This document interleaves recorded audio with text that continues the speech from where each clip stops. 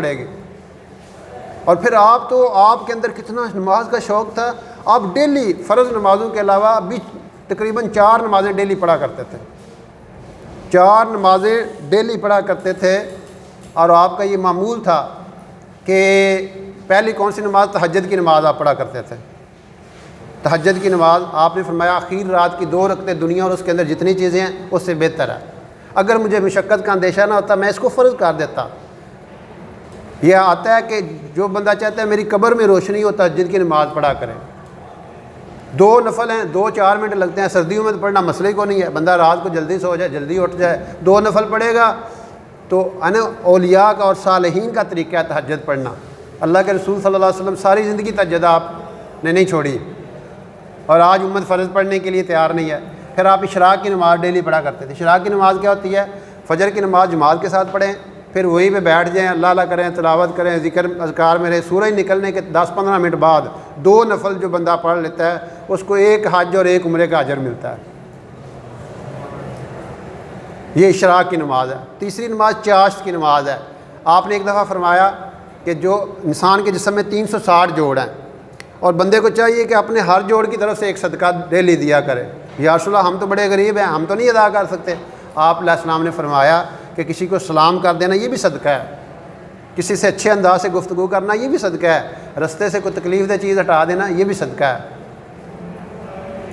اور 2 نفل جو چاشت کے پڑھ لیتا ہے یہ سارے اعضاء کی طرف سے صدقہ ہو جائے گا۔ چاشت کی نماز کا تقریباً ٹائم 2 گھنٹے بعد، اشراق کے 2 گھنٹے بعد چاشت کا ٹائم شروع ہو جاتا ہے۔ اور چوتھی نماز آپ صلی اللہ علیہ وسلم پڑھا کرتے تھے ڈیلی، وہ اوابین تھی۔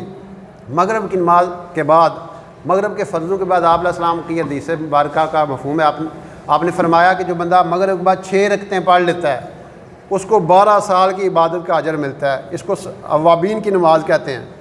اوابین کی نماز، اوابین کی نماز کیا ہے کہ آپ 2 سنتے تھے، 2 نفل نارملی ہم سارے پڑھتے ہیں، جو بھی بندہ نماز پڑھتا ہے فرضوں کے بعد 2 سنتے ہیں، 2 نفل ہر بندہ ہی پڑھتا ہے۔ 2 نفل آپ اور پڑھ لیں گے تو آپ کے وہ اوابین گویا بن جائیں گے، وہ آپ کی 6 رکعتیں ہو جائیں گی اور آپ کو 12 سال کی عبادت کا اجر مل جائے گا۔ یہ اللہ کے رسول صلی اللہ علیہ وسلم فرض کے علاوہ یہ نمازیں پڑھتے تھے۔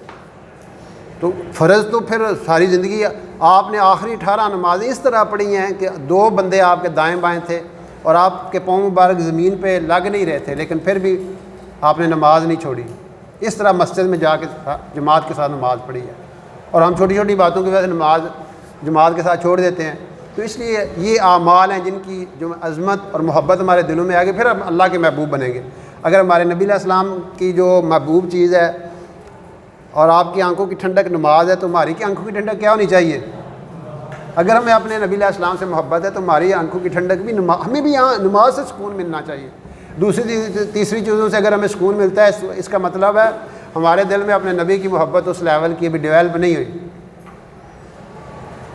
تو اللہ رب العزت ہمیں سب کو عمل کرنے کی توفیق دے، اور ہم ان چیزوں کو اگر عمل کریں گے تو عمل سے زندگی بنتی ہے، جنت بھی جہنم بھی۔ یہ حاکی اپنی فطرت میں نوری ہے نہ ناری ہے، یعنی عمل اللہ کے ہاں وَلِكُلِّ دَرَجَاتٍ مِّمَّا عَمِلُوا، تمہیں اللہ کے ہاں جو درجات ملیں گے عمل کے بقدر ملیں گے۔